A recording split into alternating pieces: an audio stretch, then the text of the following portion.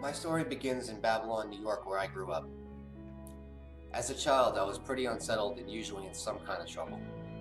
Like a lot of kids I hung around with, I had a lot of trouble coping with authority. I even managed to get expelled not once, but twice. I was forced to graduate from an alternative school where they sent all the burnouts like me. I had to fight or be tormented by these other kids every single day. I just hated it there, and I couldn't stand coming home, sometimes even more. Right after my 18th birthday, I was kicked out of my house by my own mother. Sadly, she made my life so intolerable that I would have moved out on my own, even if she hadn't forced me to. Either way. So there I was out on my own with only a couple $100 in my pocket that my father had given me to get started off with. So out I went. I had this tiny little 400 square foot studio apartment I shared with two other renters, my 15-year-old Chevy Caprice, and a job making sandwiches at a deli, along with this part-time job I had, working as a cook downtown at a nightclub, just to keep up with bare necessities. So, in the beginning for me, everything I did was always a challenge, especially for somebody my age. It always seemed like every month was the same old story repeated like some terrible, horrible movie. You probably know what I mean. You could feel it down in the pit of your stomach when you feel it. It's like I didn't even realize it, but I was trapped in the rat race like everybody else. As month after month passed by, I was just getting more and more tired of being worn out, either physically from working all the time, all the hours, or just mentally from never having enough money for things. I was just tired of making the choice whether I should either have my rent paid or have car insurance. Neither was a good choice, but I certainly could not afford to have both at the same time. I was always juggling either the electric and the phone bill. It was crazy, and I almost never answered the phone because I was always too scared of who it might have been on the other end of the phone looking for me. So I was so tired of all that stuff constantly draining my energy. I was always working at least 2 jobs minimum just to keep the bill collectors from bothering me and to also keep that old car of mine running. Not to mention trying to have some kind of a social life going on like my friends seem to be enjoying at my age. For me, everything just seemed a lot harder than it should have to be. Anyway, shortly after venturing out on my career, if you can even call it that, right? Trouble struck, as it usually does when you very much least expect it. Within a matter of only a week's time, I lost my beloved father, my mentor, and my best friend all in an instant. Along with all that, I also lost my unfaithful fiance and also my mind. So when I say I started with nothing, I mean it in the most literal way. I not only had nothing emotionally or monetarily, I was terribly alone too. My cherished inner circle that I counted on for support was either gone or had left me now. I guess you could say disappointment should have easily destroyed me. But instead of focusing on all that pain, I just chose to trust in myself instead, to stay strong and reflect on what was happening in my life. I knew something had to change. What I was doing certainly wasn't working. Then I just let all that anguish drive me to some higher standards I began setting for myself. No longer was I going to live like this anymore. Growing up, I thought working in the family restaurant business was what I was destined to do, what I was supposed to do. But I had to stop and I had to think about it. I knew my heart wasn't there. It wasn't doing what I was doing, that was for sure. I hated going there every day. I hated that job. It felt so mechanical, so depressing, and almost robotic to me. What was really interesting to me were all those really cool custom cars I'd see out in the parking lot all the time, and all those really neat electronics I see people putting in them. All that technical stuff like building custom stereo systems, car alarms, and wiring and all that. It just seemed so amazing to me whenever I was around just to admire it. So I began to self-teach myself all the things I could find out about electrical, little by little, learning to rewire the radio on my own car's dashboard over and over again until I got it down to a science and I knew exactly where all the colors meant, what all the wires did, what the functions were, and where they went. I would even offer to put in my friend's 6x9 speakers, their antennas, powered EQs, amps, whatever else they had lying around just for free, just for the sheer fun of it. I would buy used alarms and I'd work for hours trying to figure those things out. Just try to understand what made them tick and see how you could remotely work door locks, open trunks, turn on lights, and do all that kind of stuff. time just didn't seem to exist for me when I was doing this stuff for some reason. I just loved doing it so much. It's like nothing else I've ever done before. So shortly after working my shift down at the deli from 4 to 2, I applied at the stereo shop down the road as a part-time installer. I was lucky enough to get a job sweeping, picking up parts around town and helping the guys customize cars as an assistant, doing paint work, spoilers, and a little bit of audio work here and there sometimes. I knew this is where I really wanted to be. For once, I actually felt happy to go to work and I couldn't wait to get there every day. This shop was actually one of TV's most famously featured stereo shops in the entire country, but that's another story. But now, here's where my real education began. The pay stunk, and the work certainly wasn't very glamorous by any means, but I was happy to be there since it was just all the knowledge I was soaking up every day about how the business worked like a sponge. I know it sounds a little corny, maybe even a little crazy, but there was just something about it, even just standing out in the parking lot covered with electrical tape pieces and butt connectors and wires strewn around and all the customers' cars parked all over the place. It just somehow did it for me. I began to dream what it would be like if someday I could have a place like this. But for me, that's all it was. It was just that. It was just a dream. My fascination with this business was really starting to consume my mind. I recall dumpster diving back then at nighttime. I used to go in there and grab extra parts that the stereo shops just threw away, just to learn why they did what they did, and I'd take them home and tinker with them in my free time. I practiced dissecting these parts and reading books on the topics and just trying to educate myself any way I could to find out how all this fascinating work was done. I even took invoices from the stereo's trash cans to see where they bought their stuff from. I wanted to know it all, because somehow in my twisted mind I could always fantasize in my own imagination how one day I could be having the UPS guy delivering to my store, right? So anyway, on weekends, I remember stopping into other stereo shops just to browse the showrooms and see what the installers were working on through the windows. And I remember I used to spend lots of my free time just doing that. I also had some other pretty interesting methods of learning this business, like this one time, I'll never forget it. When I was at this corner gas station and my stereo got this other kid's attention. So he came up to me and he asked me, where did I get it from? So I said, I did it all myself. Obviously, he said, wow, can you do mine? I said, sure, I'll be glad to. I followed him back to his house and he showed me literally milk crates full of his collection of amps, processors, stuff like I had never even seen before. So I was like out of my mind. So we agreed on a price and a time to do the job, and so I did it. And it was an awesome chance for me to put together my first real big audio system by myself with everything I knew and had learned up to this point. But little did this guy know about how little I understood how cars were constructed. I must have mounted at least 6 amps to the bottom of this poor guy's trunk with 6-inch self-tapping screws. I don't think I missed this kid's gas tank with one of them. This poor guy stalked me for months on the phone, and I will never forget him. What a lesson that was for both of us. I feel terrible about it now looking back, but unfortunately that was part of the learning process for me, and it was far from one of the dumbest mistakes I would soon be making. About this time, my part-time stereo shop job was becoming a little bit too part-time, so I started looking elsewhere for something else, something a little bit more substantial, a little better. So sure enough, I found this other place that I was able to get into by telling the manager just how much I knew and what a master installer I was. Of course, I was anything but one. But anyway, at this new shop, I was learning more than I've ever learned before, working next to guys with a real lot of experience. These guys were like ninjas to me. So I watched them do stuff like reading electrical schematics, verifying attack wire, wiring up relays, using a multimeter, and testing equipment on the workbench. Here I was able to fake it to make it for about a month or so before they figured out that I was full of crap. And shortly after they proceeded to can me. But that was long enough for me to take what I learned from here, move on to the next place, and apply what I now knew here to the new place, getting a little bit better each time. I got so used to being fired that I could actually sense the day was going to happen, if you could believe it. I can remember at least 6 shops that I worked at that caught on to my bullshit story. I could tell them all that I was experienced when I really had little to no ability to do the job at all.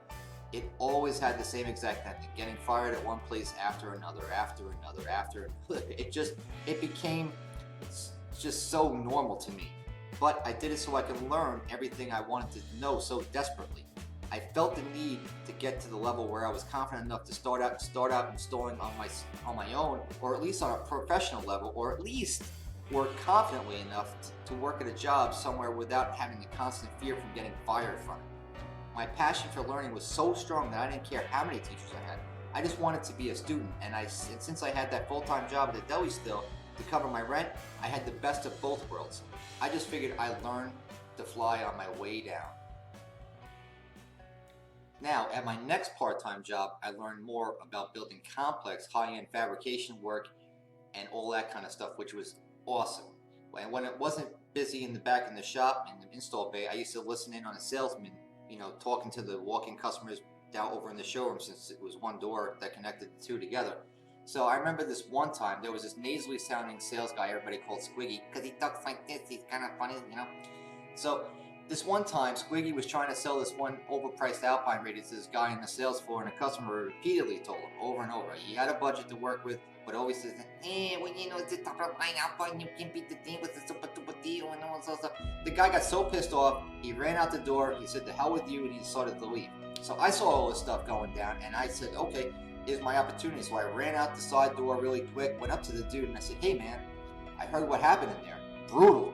I said, "If you still want to get a good deal on a radio, I have one for you."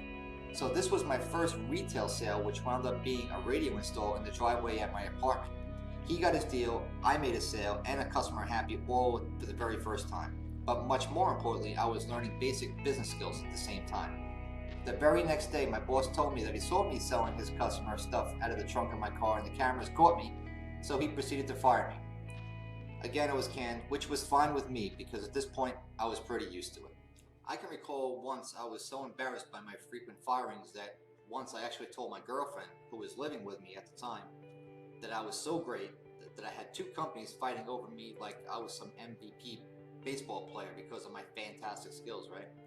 So, of course, that was anything but true, we all know that. But the embarrassing truth is that my arrogance basically made me unemployable, and it all blew up in my face just one day. Here it goes. Listen to this. Now, there was this one particular morning I was home with her after being fired yet again from that last job, and I forgot that she left the house after I did because she left for work at around 8:30. Since I had no job to go to, so I had to pretend to leave my house for work at 8:15, although I had nobody expecting me in that day since I had no job. So she wouldn't know that something was going on. So I drove my car around the block, waited till she left so I can come back home to my empty house. This time I was actually crying as I sat on the couch because of my many failed attempts being worthy to hold a simple job, right? So once again, I opened up the phone book and started my job search all over again, only to realize that I had actually worked at every single store in the book but one. And that's when my next and final job comes in. This time, working as an installer, basically doing road work and repairs at the wholesale car dealerships, but this time I left a security net behind and I finally got totally committed. This job opening was not a part-time position. That was scary. So what I did is I quit my job at the deli and I was full-time installing for the very first time. I was excited to be doing what I'd love to be doing all day now, which was amazing. Of course, it wasn't all good though. I still had other problems to deal with, like driving around without a valid driver's license, which is a problem I struggled with for many years before. But I never had this. I had to stomach it. I had no choice because it was the longest time since I couldn't afford to pay for the tickets. No, there was no way out. It was just something I had to deal with, and that's just the choice that I made. So I had to keep working. So to compound all that, at this new job, I was hired to just basically drive from one car dealership to another, all over Nassau County to do the shop's road work. I had a choice to make: either go to work or get the risk of getting arrested, or just to starve. Those were basically my choices. So I didn't even realize it until now, but I was actually risking imprisonment to make my dreams happen. Man, what was I thinking? I gotta be nuts. I don't think I will ever forget just how hard your heart can actually beat in your chest when you feel like, that feeling of fear on a daily basis. Because I remember till this day driving around Nassau and how those cop cars used to make me feel when I see those suckers on the road. It was a feeling I hope I never feel again as long as I live. Man, were those some crazy times for me. So while I was working on my new road job, I started collecting all the used stereos and everything else I can grab at the car dealers, rip outs, and all the side jobs I was doing.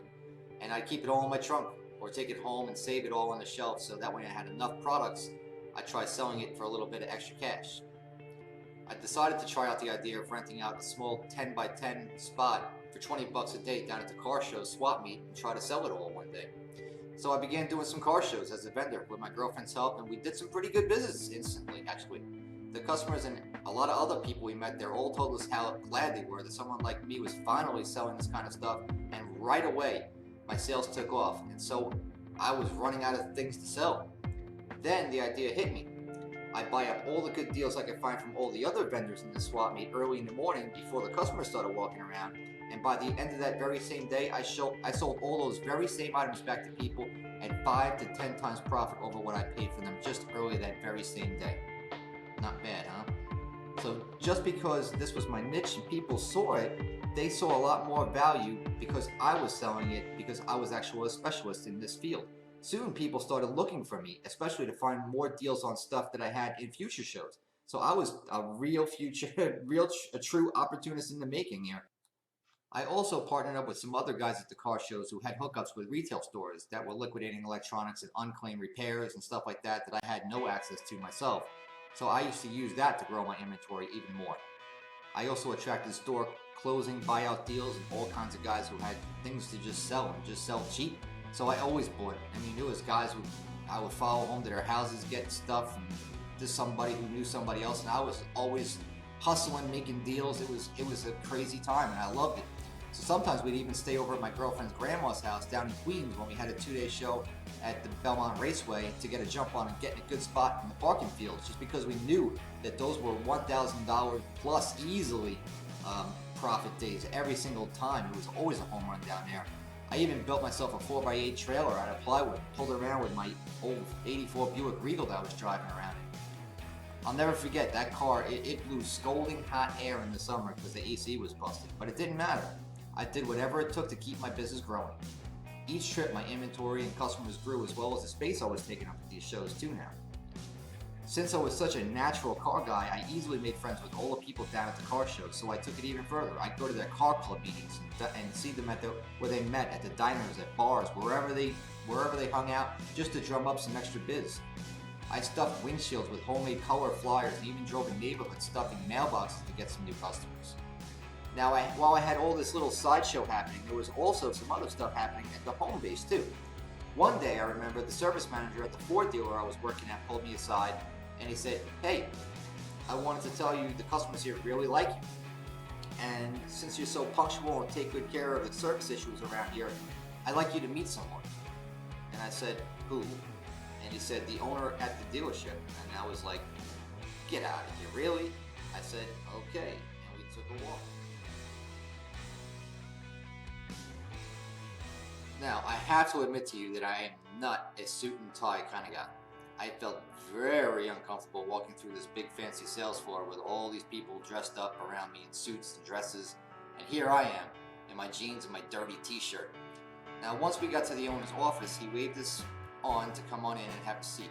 His office was huge and surrounded by glass, and I just took a seat in one of the leather chairs he had.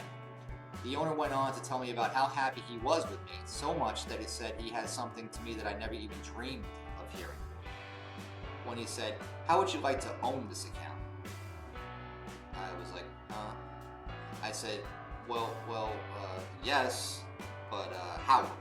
I don't see how that's even possible. I work for the shop down the road who handles your account." He said, "Young man, don't worry about all that. All you need from me are 3 things come next Monday when you start working for me." I said, "Yes, sir." He said, "You need these 3 things. 1, a business license.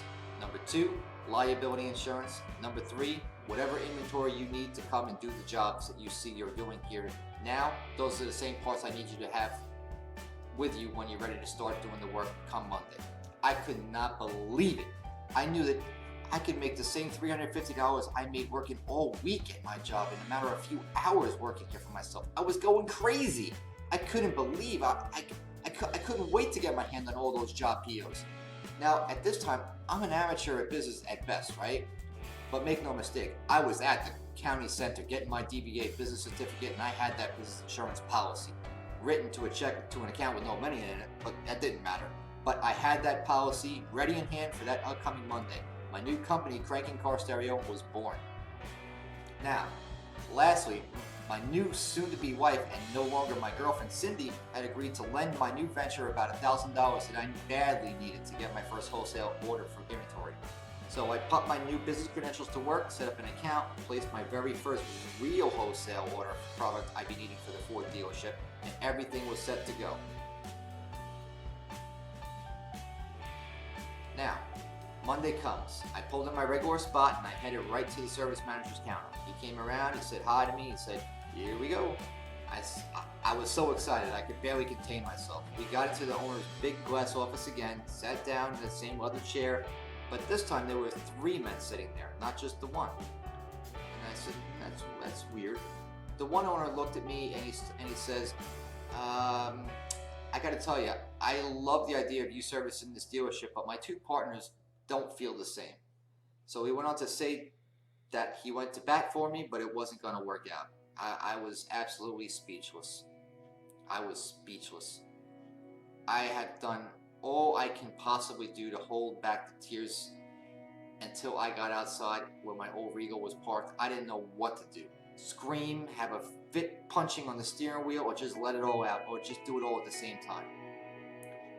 Here I thought I was finally going to get ahead, but instead of getting ahead, I'm now even further behind, because now I added the debt I created and the promise I made to my fiance to pay her back. The newly formed company I just created had no business to even do. I literally felt like dying. So after a while, I managed to put myself together, and I figured I'd better at least get back to my job to get my work orders for the day. But instead of getting work, I got my boss standing in the hall with his arms crossed telling me, "Ah, you like stealing my customers, huh? Be glad I don't give you a beating." And then you guessed it, I was fired yet again. This drive home now felt like an absolute eternity. When I got there, I just fell on the couch. I was so depressed I couldn't even physically move. I stayed there until Cindy got home from work. When she said, "Hi honey, how was your day?" I said, "Great day, thanks, how was yours?" All night I thought about, how am I going to fix this mess? The last thing I wanted to do was let her down, right? Unbelievable.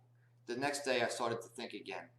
I still had my side working in the car shows, but no real steady job. So I asked myself, how did the big stores get all that business? What was I missing? Then it hit me. People call stores from the phone book for estimates, right? Of course. Now, if I can get some of those calls, I could compete. And since people usually start alphabetically and work from the top down, I'd be sure to get a call since my company began with a C. Now, if I can only get some, but how? I wasn't even in a phone book. So I called the phone company and I says, "I want a print ad in the phone book under the car stereo and car alarm headings." They said that the next phone book was coming out in 2 months and I still had time to get an ad proofed and submitted. So I jumped at the chance and I did just that. The only issue was that I needed an actual second line for my phone to send the calls to, because we all know real businesses usually have at least 2 phone lines. The operator said, "You do have 2 lines, of course." And I said, well, not at the moment, but I'd like to add that second one on. So I went ahead and got a second line, and here's where it gets interesting. When this was happening, people were just starting to switch their beepers over to cell phones, so I got a Nokia cell phone and used the star 56 feature, which forwarded the second line of my fake business at home straight to me so I could answer customers no matter where I was. Now I look like a real business instantly. It was almost genius. Now listen to this great little story. It is priceless. I call it the John and Martin story. Now, I knew I couldn't compete with the store since I didn't actually have a store. Details, right? So I got the idea of an even better service, and the plan was very simple. I would just undercut the store's prices so low that they wouldn't even have a choice but to use me instead. And what we would do is we would drive right to their homes or their workplace and do the work for them wherever they were on their schedule.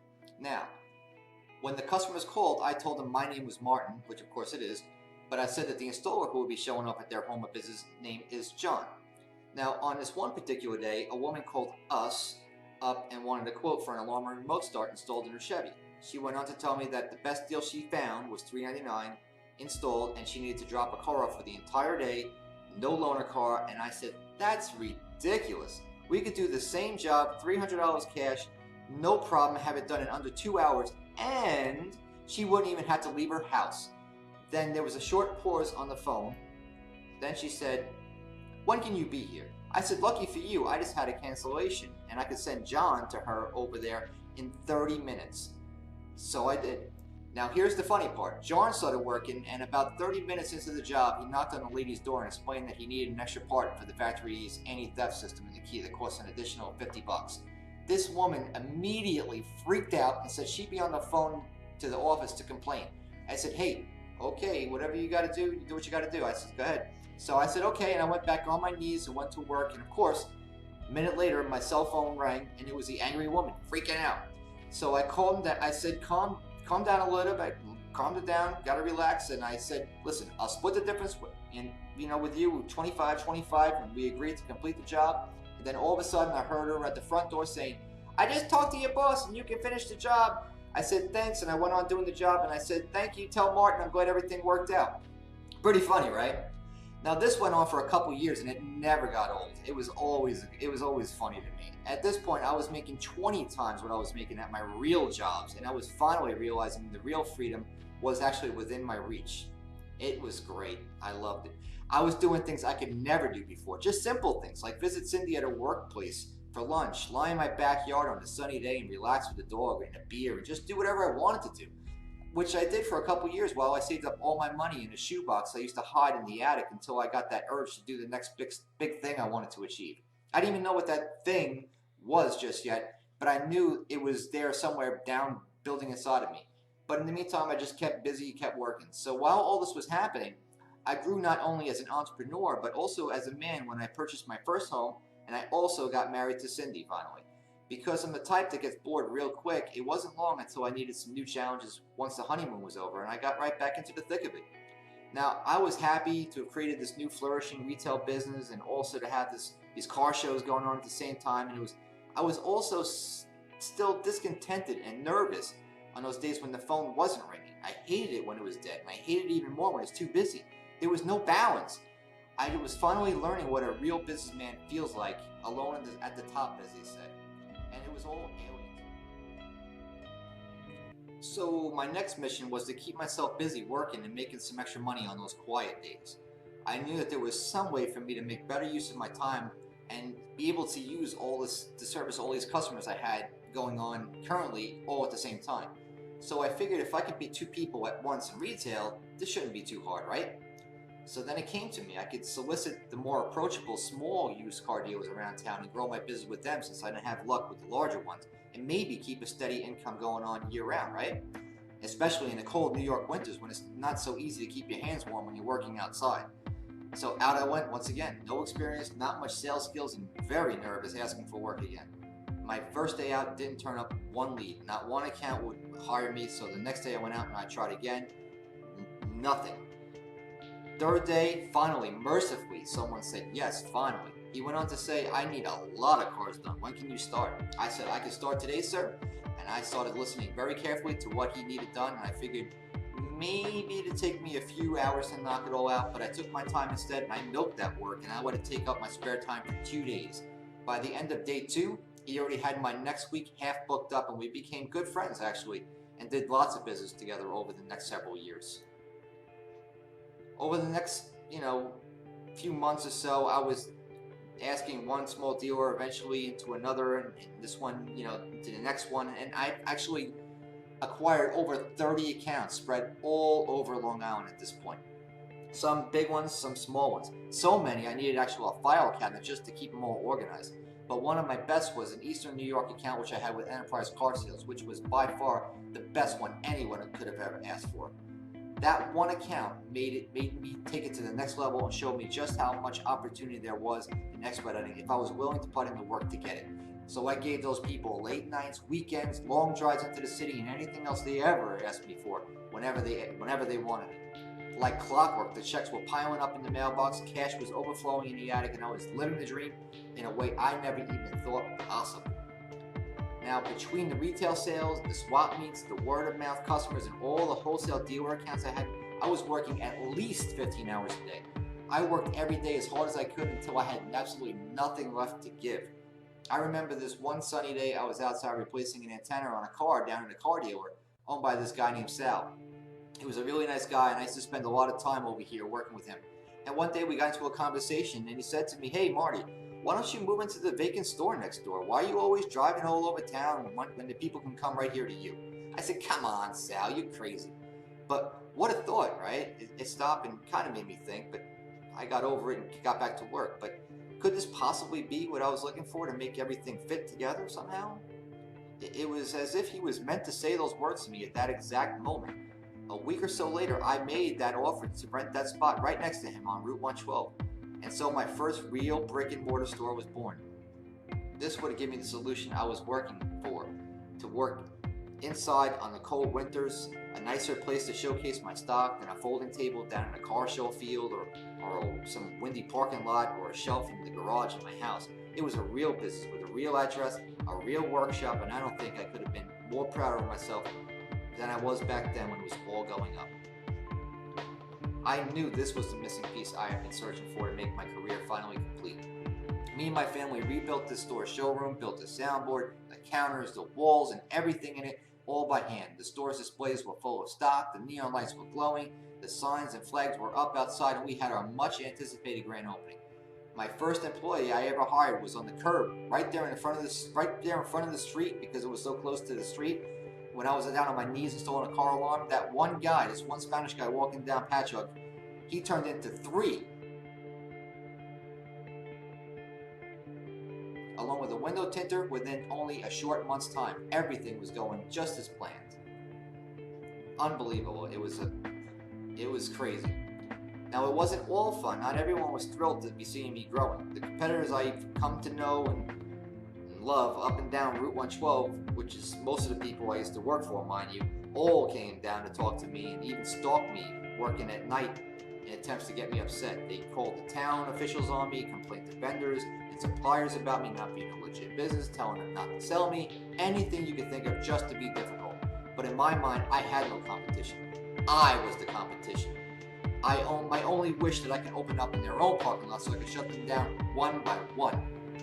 All this face-to-face sales and wheeling dealing I've been doing up to now is paying off to me in dividends for me.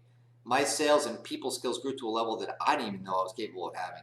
I had a near perfect record for closing sales. The shop was usually booked up fully by 11 o'clock each and every day. I finally found my gift, and it all seemed to come so easy to me now.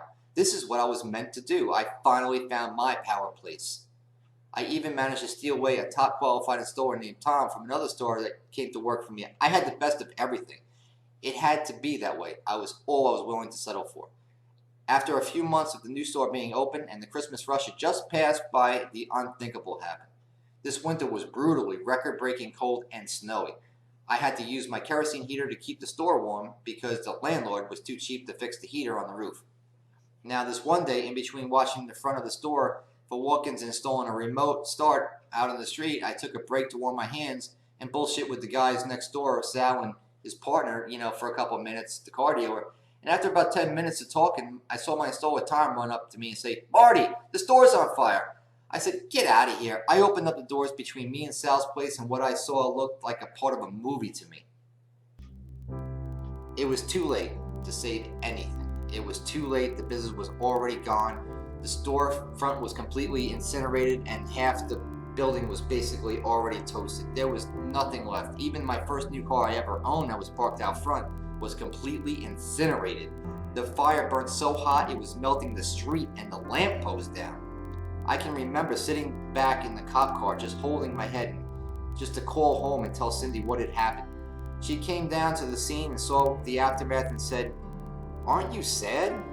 I said, "I am sad to see all this happen, but something better will come along for us." I had to tell myself that. It had to. I knew it would just have to. Otherwise, how was I able not to break down in tears? Now, I could have just went back to working out of the house again, but now I had people relying on me, like Tom. I mean, what about this poor guy? I promised him a safe, secure job.